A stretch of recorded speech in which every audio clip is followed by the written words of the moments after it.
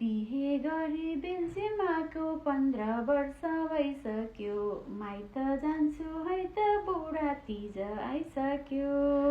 मलाई पनि थाहा छ बुढी माइत जानु पर्ने हो। टिकट काट्ने पैसा छैन कसो गर्ने हो। जसरी नि आऊ है भन्छन् आमा अनि बाबैले, ऋणै गरी भए पनि पठाइदिनु स्वामी राजैले। आजै तिमी फुरफुर गरी नगर है साइत, कसले पैसा दैला र जान्छौ माइत।